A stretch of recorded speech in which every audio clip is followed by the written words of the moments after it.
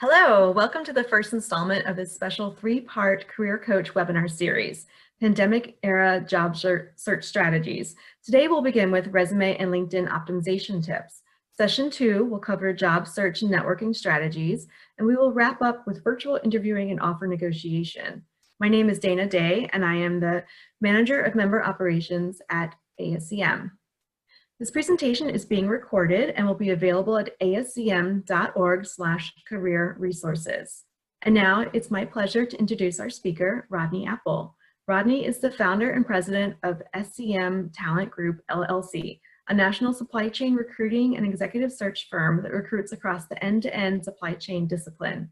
Rodney has specialized in professional and executive supply chain recruitment for 2 decades and has a wealth of knowledge and experiences that he generously shares with our ASCM audience.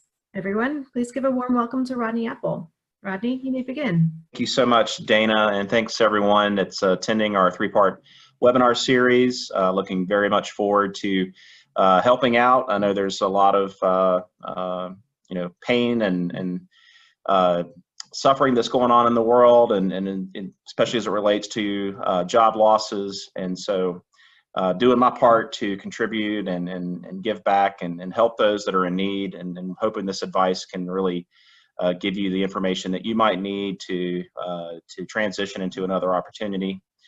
So with that said, we'll go ahead and get started. Like Dana said, three-part series. We're going to go ahead and cover resume and LinkedIn optimization. So quick agenda, I'll do an introduction on my background and give you a little bit more perspective, show you how you can connect with us, and then we'll get right into the meat of the webinars with resume optimization, followed by LinkedIn profile optimization. So as far as my background goes, like Dana said, I've been recruiting in the end-to-end supply chain discipline for about 2 decades.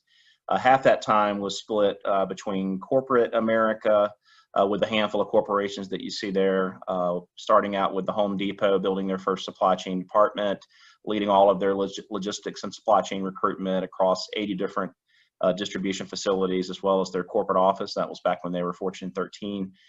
From there, I went to the Coca-Cola Company, led all of their manufacturing recruitment, 22 factories to start out. And then eventually took over all of the different supply chain functions, from procurement, logistics, planning, quality, continuous improvement, and so forth. So about 7 years, and then transitioned over to Kimberly-Clark on the healthcare product side, leading their supply chain recruitment, and then followed up by Cummins. And then since then, I've been focused boutique size search firm. We recruit mainly with manufacturers, retailers, and wholesale distributors. Pretty much everything under the supply chain umbrella on a nationwide basis here in the United States. I've been serving as the career coach for ASCM since 2014. Also, I'm the department author for professional development for ASCM's magazine, SCM Now. Here's some ways you can connect with us. If you just Google SCM Talent Group, you'll find a lot of these channels, but we're very active in terms of sharing content. Professional development content, both for job seekers as well as employers that are seeking to improve their ability to attract, hire, retain, and develop talent.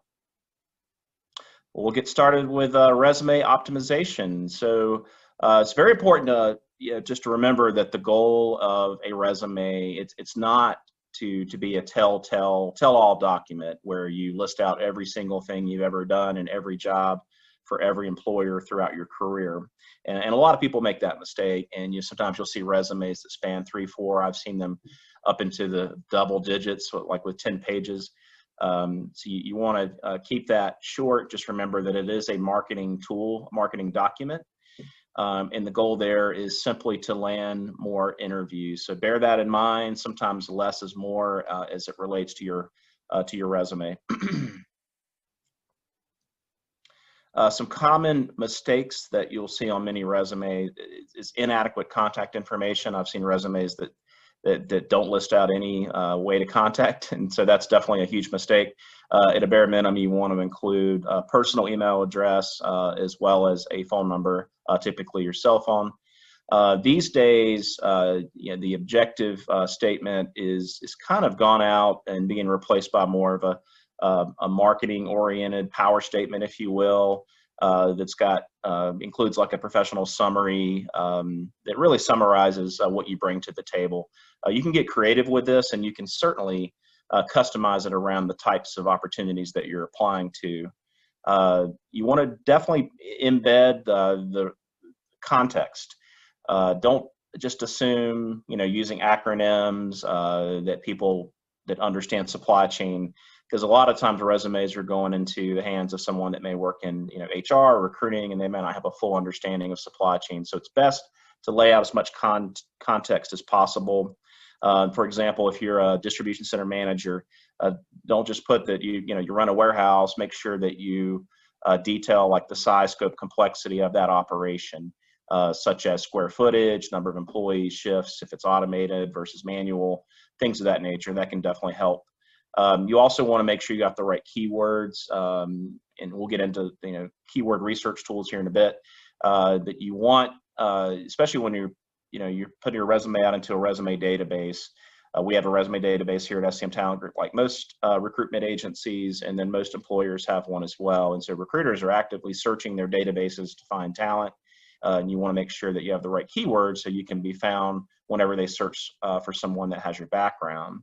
The overuse of graphics, photos, charts, when you do submit the resume electronically, when you apply online, sometimes that can get lost by the resume scanners or parsers. So again, err on the side of simplicity versus getting too creative. If you are in a creative type role, such as marketing or even maybe sales, it's okay to use those when you're in an in-person interview, or if you're emailing a resume off to someone. But when you apply online, you definitely want to, refrain from using too much graphics and charts and things like that. Make sure, with the resume, that's another common mistake I find, is that people tend to, they don't use the proper use of formatting. And so white space is very important. The way the human mind works, it's going to scan from left to right, top down. And people nowadays, especially everybody's so busy, and sometimes companies are getting hundreds of applications. So you want your resume to stand out, and you do that through proper use of formatting, bold, underline, white space, etc. Corporate jargon, buzzwords, leave that stuff out. You don't want to sound like everybody else, so try to have some creativity. Try to have make sure your resume is fairly unique. Don't put any personal information as well. A lot of folks will put in their favorite political party, or something to do with their religious affiliations. You just want to refrain from there is bias in the workforce in some places, so you want to refrain from putting anything in there that may disqualify you for whatever reason. Don't use work email addresses. I've seen people use their work email address or their work phone number. Or if you're searching for a job, you're probably going to be transitioning at some point, and that resume continues to live on in the databases of everyone that you applied to. So down the road, if someone's trying to reach out to you, and all you included was a work number or work email, that's obviously going to bounce back, and they're not going to be able to get through. So make sure you keep those personal contact information on your resume. Typos, grammar, misspelling, it's always best to have a second set of eyes. You can use the spell check functions in Word and other tools, and oftentimes they're not going to catch certain mistakes, such as manager if you spell it manger, and I see that a lot on resumes. So make sure you get a friend or colleague, family member to review the resume to pick up on some of those mistakes that the spell check may not catch. Another mistake is just emphasizing the responsibilities or job duties.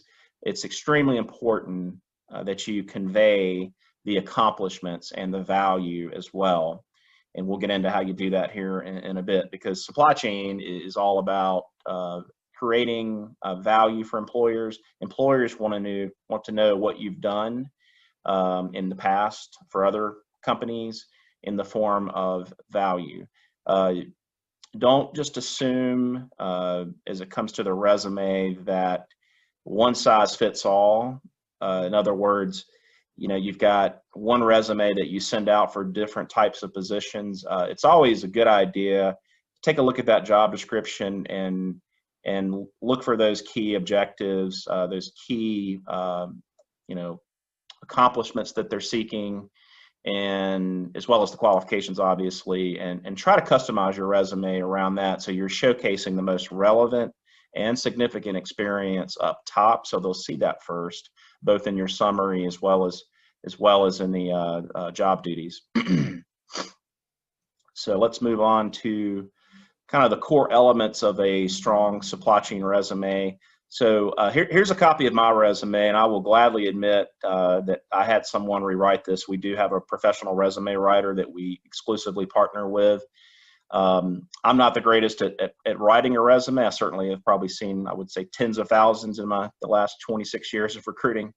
But you definitely want to have some type of a summary up top. You can see that I've got my name to the left, big and bold, and then I've got that contact information that we talked about. You don't necessarily need to put your exact address. The way these resume parsing systems work, they're going to be looking for a city, state, and zip code. Because when recruiters like myself get into our database, we're going to be sometimes searching for local candidates. And if you fail to put that basic information in there, your resume may not come up if I'm looking for someone, let's say, in Atlanta, Georgia. Obviously, there's my phone number there and personal email address. And I've also got a link to my LinkedIn profile. I think that's important. Recruiters are going to search for your LinkedIn profile and check you out anyway, so you might as well make it very easy for them to find you. There's a few different resume formats. I'm not going to get into too much detail there, but the three types are the chronological, which is typically the most preferred by most employers. The functional resume is the least preferred, and then you've got a combination like a hybrid. So what you're looking at here is, chronological. It's actually reverse chronological because it starts with most recent and goes back from there. You want to convey the value that you deliver for that employer. It's very important, especially in supply chain. We measure things. There's a lot of key performance indicators or KPIs that most people are going to be tasked with meeting or exceeding. So you want to make sure you tie in that value. You can use dollar signs, percentages, and things like that. Any kind of, clearly your education is going to go on there, and any kind of professional certifications. If you've got your APICS, CPSM, or CPIM, you definitely want to list those out as well. And any kind of volunteer experience. You can see that I've got the ASCM career coach listed there at the bottom of the resume. And then the proper use of white space as well. You can see there's bullet points, lots of use of bold. It's just a very clean resume. The formatting, there's plenty of formats and templates you can use, but at the end of the day, you just want to make sure it's easy to scan. It passes that, what I call the grunt test. Within, let's say, 5-10 seconds, someone can quickly scan the resume and get a sense of your background and your accomplishments and skills. Because what you want them to do, because most employers, especially recruiters, when you get those large stacks of resumes, there's no time in the day to read a resume word for word. We're looking for your job titles, making sure they align with what we're looking for, that key experience and the summaries. And if you can pass that initial test, then we're more likely to read through the resume. Whereas if you've got long blocks of paragraphs, it just makes it more difficult to scan, and you may miss out on opportunities if you don't have it properly formatted. The functional resume is a good time to use that is when you're transitioning maybe from one type of function to another, let's say from logistics to procurement, or maybe you're switching from one industry to another. It's a great way to showcase relevant, let's say, transferable experience. And you list that stuff up front, so that's the first thing employers can read through, because you want to get them excited, like, oh, this guy's got some great experience that would be transferable to this position.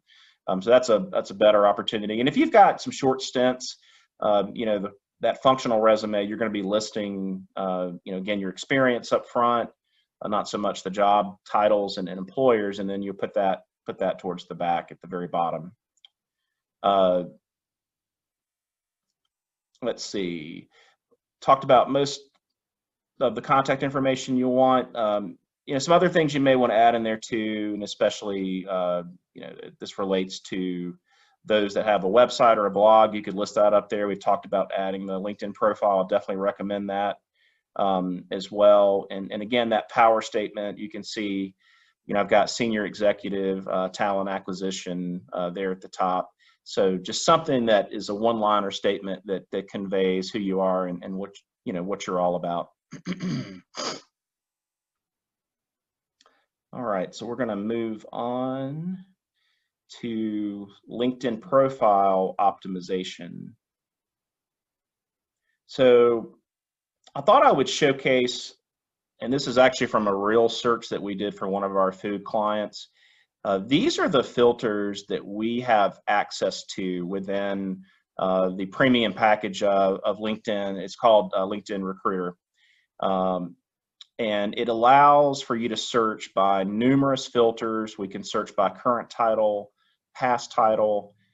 We can certainly search by location. You see, I'm doing a national search. I've got the United States there. We can search by skills, transportation, distribution, logistics management, warehouse management systems, and so forth. In this case, I'm trying to find people that work for Kraft or have worked for Kraft in the past. That's a target employer. My client would love to see someone from there, so I'm going to isolate that company. And then from there, we're definitely targeting folks that work in either food production, consumer goods, and so forth. You can see that we've got numerous keywords there. Can't quite see, it's a little bit truncated. After that, though, we've got a lot of other filters that we can search. We can search a radius to a zip code. That goes back to the point I made earlier with the resume, always including your city, state, zip code. If you're bilingual, we can search that. We can search by first name, last name, of course, years of experience, years in the current company, years in your current position. If you've served in the military, obviously we can search against degrees and so forth. So we've got a lot of rich filters there. And the reason I bring this up is because it's extremely important that you complete your LinkedIn profile in full. There are so many people that get out there and they'll start on it and they don't ever finish it in full. LinkedIn does a pretty good job of telling you when you reach 100% in terms of completion. So make sure you strive to do that. But we can search on a number of things. It's called Boolean search. You don't really need to know what that means, but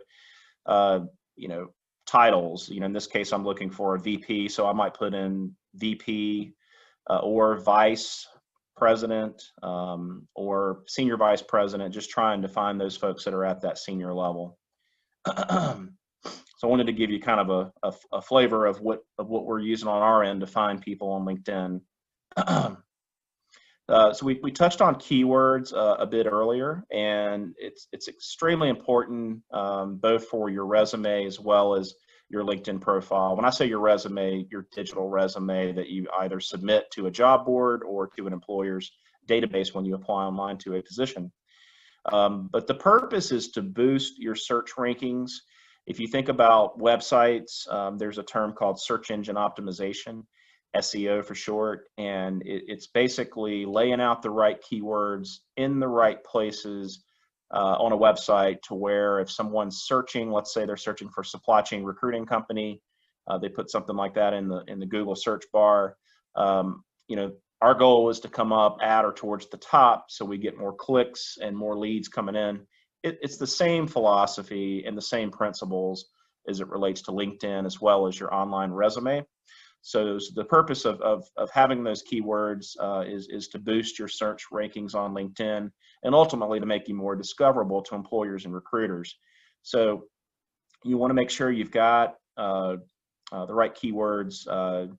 There's a couple of tools that you can use. The Apex Dictionary is one that's been around for many years. It is a fantastic glossary of supply chain terms and definitions. So you can look through that. One of my favorite tactics, though, is to simply get on LinkedIn. Let's say you're a demand planner, for example. Go in there and put in, go into LinkedIn, ideally get into that advanced search versus the basic search. put in demand planner. You may want to put in certain keywords like forecasting and so forth. And then take a look at the profiles that come up first and study them and look for where that term is, demand planning, forecasting, and other related search terms throughout the profile, not just in the job titles or the summary, but you're probably going to find it listed in other parts of the LinkedIn profile as well. So that's a good one. Google, of course, has a keyword research tool. And if you just get on Google and Google that term, you'll find it. And it does a really good job of showing the most popular keywords that are being searched on the internet for any term.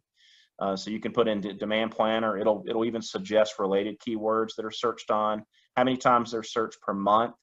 And that can give you a sense of the types of keywords that you may want to put in there. Obviously, you want to make sure you're using keywords that reflect your background. Don't just put them in there for the sake of gaming the system, if you will.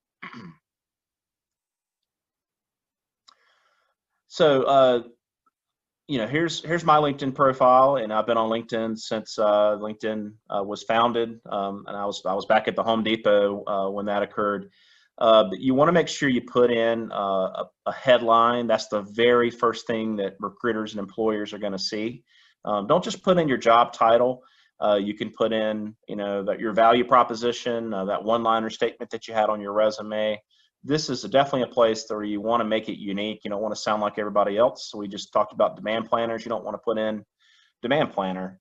You could put in, Excel at improving forecast accuracy, improving inventory control, things like that. So use your creative juices there and come up with something that's snazzy. That's going to get the attention of your target audience. You want to make sure you use a professional headshot. I'm a big fan of making sure you dress to impress. So you don't want to have a group shot where you're hanging on to a couple of friends and especially holding a cocktail or something like that. So definitely keep it professional. LinkedIn offers a very vanilla. You've seen it. It's a light blue colored background image. You can see that I've worked with my marketing person to come up with something unique. I am writing a book on supply chain careers and really hoping to get that published towards the end of 2020. So I wanted to showcase that on my profile, but you can put something unique, and you can get out on Google Images to find something. Again, you're looking to make yourself stand out, something unique that represents your background or industry and so forth. Anything's better than using the plain vanilla backdrop that comes straight out of LinkedIn. So that's kind of the headline there. I believe you've got about 120 characters, so that gives you a decent amount of room to put something in there. A format that you may want to consider is the type of position that you're seeking or that you're in now. Something that's like a value statement, and then any other information. You can see I've supply chain executive search partner, ASCM career coach, and author for my blog, which is Supply Chain Talent Blog, as well as SCM Now. You could also put just some examples like supply chain transformation, consumer products, network optimization. So again, just use your imagination there. Very important when you put together your summary. Clearly, the first thing that any employer or recruiter is going to see is your face and that one-liner statement at the very top. After that, they're going to read again, just like the resume. The human mind, it's going to scan, but it's going to look from top down and left to right. So, and this is a area you can use Unicode. You may be asking, well, how did you get those little blue check boxes and bullet points? If you Google Unicode, there's plenty of tools out there that will let you put in these rich snippets of icons, and it can really help to make your LinkedIn profile stand out and provide some excellent formatting and allowing that use of white space. You just don't want to have a giant, 2-3 paragraphs stacked up, because the likeliness of someone reading that is slim to nil. But when you have something like this, like what I have, a quick summary up top, kind of highlights my expertise over the last 2 decades recruiting and supply chain. You know, where you've seen me on the internet, ASCM Career Coach. I've been, you know, interviewed in a lot of different trade journals and supply chain and so forth. Kind of put in my key differentiators. And then at the end, I'm highlighting, there again, supply chain keywords. I'm definitely highlighting, you know, the industries and as well as the functional areas that I recruit for. It is loaded and chock full of keywords. And what that does for me, you know, I'm a little bit different. I own a business. I'm not looking for a job. I'm looking for clients and attract candidates as well. So if you have your own business, you certainly want to set it up as a client-facing profile. But for most people that are employees, you know, you want to, you know, showcase that most relevant experience, highlight some key accomplishments, quantify the results of those accomplishments, and make sure you've got the right keywords integrated. I believe you've got about 2,000 characters for the summary. And again, you know, who you are, what you do, key accomplishments, key industries you've worked in, or the industries you want to work in, because sometimes we do search by industry terms if we're looking for certain industries. You can see there at the bottom, there's that rich media, and I wrote, when that pandemic hit, I wanted to make sure that we put out some resources similar to what we're doing now with this 3-part series. Putting our best information. We knew a lot of people were going to be laid off and would need this type of help, so I published on the LinkedIn Pulse platform, and there's that article right there that's got a lot of resources. From there, we've got some videos uploaded that showcases kind of our recruitment process that we use here at SCM Talent Group, kind of an overview of our firm. So, you know, make sure, you know, you can use Canva. It's a fantastic tool to create really nice images. They got all kinds of icons. It makes it, you don't have to be a graphic artist, in other words, to use it. And you can create those in a PDF, upload videos, presentations, and things of that nature. After that, you know, you're going to see obviously a place to document your experience. And just remember, going back to the first slide I showed when we started the LinkedIn section here, we can search by all kinds. We can search by almost every section of your LinkedIn profile. So it's super important, especially with titles, because we do search for titles quite a bit, to put in the title that aligns the best with what you do. So if you're in demand planning, we keep talking about that as an example. You know, demand planner or demand planning manager or director, or, you know, based on your level of responsibility and management. You know, make sure you're putting that in there. You know, you could probably get by with forecast analyst, but not quite sure if most recruiters are searching by that term. So you want to, you know, and you want to be careful too, as it relates to your employer. They obviously have given you a title, but it doesn't hurt. You can see I've got in parentheses here, retained executive search. Do a lot of executive searches myself. Got the word supply chain recruiter. So I'm trying to align those titles by what I feel most people are going to be searching when it comes to someone like me. And then from there, I've got, you know, my company bio, because, you know, we're a small firm. Maybe a lot of people haven't heard of us compared to a very large corporation. But if you are with a small company, you know, you may want to put a little blurb in there that it quickly conveys what your company is about, product, services, and whatnot. Otherwise, though, and don't copy your resume. A lot of people make the mistake. I'm going to copy my resume into my LinkedIn profile.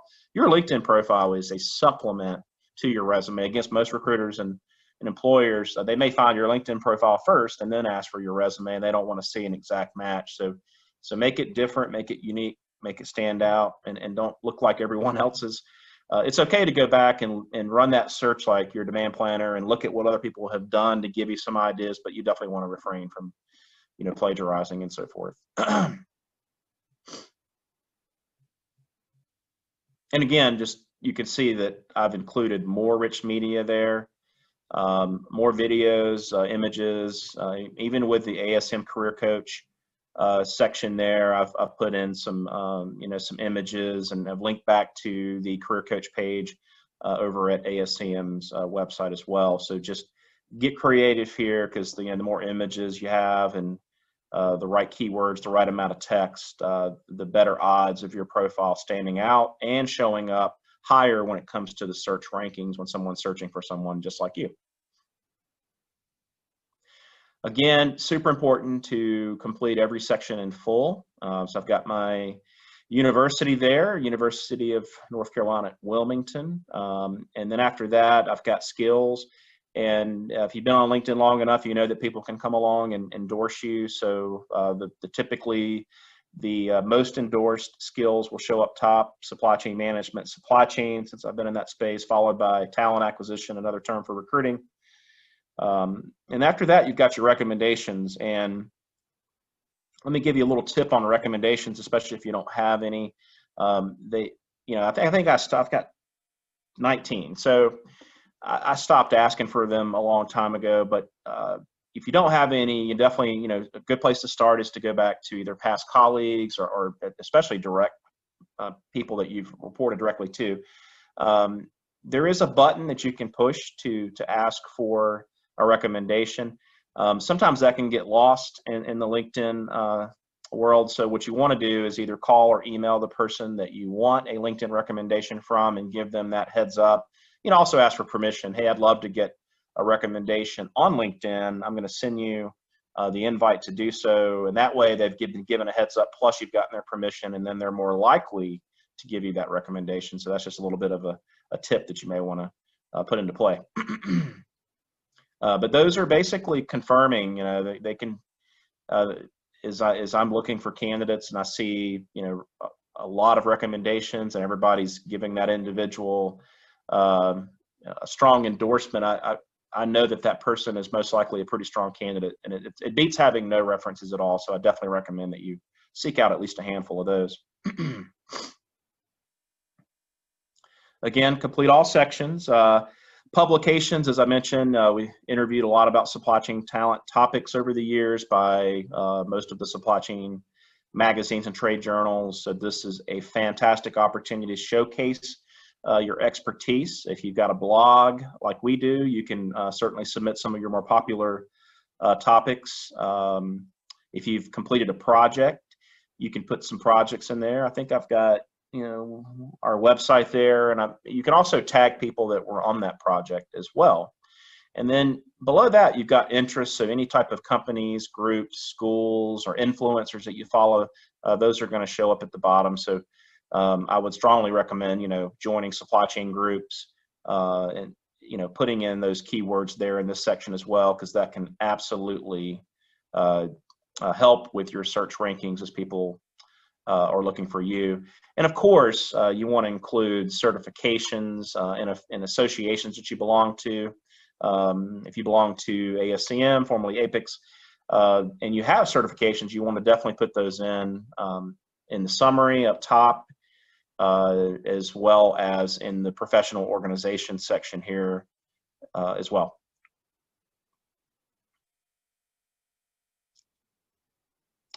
So that concludes the LinkedIn profile section. I do want to make you aware of some additional resources, especially if you're listening for the first time and you're new to ASCM.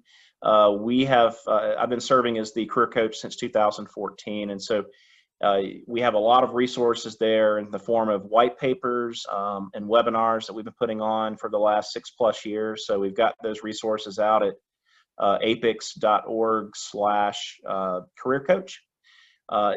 If you would like a copy of the resume template that we just showcased a minute ago, I'm happy to send that out. All you need to do is email me at rodney.apple@scmtalent.com. And if you're like me, I'm not the greatest resume writer in the world and you need some professional help, we have an excellent resume writer. I'm happy to refer you to that individual. I get nothing out of it from a referral bonus perspective, but I'll be glad to connect you with this individual. He has a background in corporate recruiting in the logistics supply chain space, so he definitely understands the area that we're in, and that certainly helps with sprucing up the resume. So I'll be happy to introduce you to him if you want to reach out to me. Dana, over to you to highlight some additional benefits and resources that are available with ASCM. Great, thank you, Rodney. And thank you all for attending the first installment of Pandemic Era Job Search Strategies. The next 2 installments will be available to ASCM members only. If you're not yet a member, visit ascm.org/join to learn more about our available member types. Additionally, if you are experiencing financial hardships due to layoffs or furloughs due to COVID-19, ASEM is offering a special unemployment rate for both new and returning members. You can choose between 6 months at the core level for no charge or 6 months at the plus level for $60. You can find the link for the unemployment application on our career resources page at asem.org/career resources. While you are there, I encourage you to explore all the member benefits available to help you in your job search. Our ASEM job board, you can post your resume. ASEM members get access to new job postings 4 days before they're open to the public. You can view the back catalog of Career Coach webinars with today's host, Rodney Apple. Members receive an exclusive discount with Korn Ferry Advance, where you get personalized coaching to position yourself for success. And be sure to save the date for our upcoming virtual career fair on November 12th. The career fair is free for members, and you can chat with top companies in the comfort of your own home. And lastly, ASEM recently released the salary survey and calculator. This full report is free to members. You can see how your salary compares to other supply chain professionals by using the salary calculator. So we'd like to thank our speaker, Rodney Apple, for his time today and all of our attendees for participating. We hope that you found this to be beneficial and that you will return for parts 2 and 3. This concludes today's webinar. Please stay safe and healthy out there. Thank you.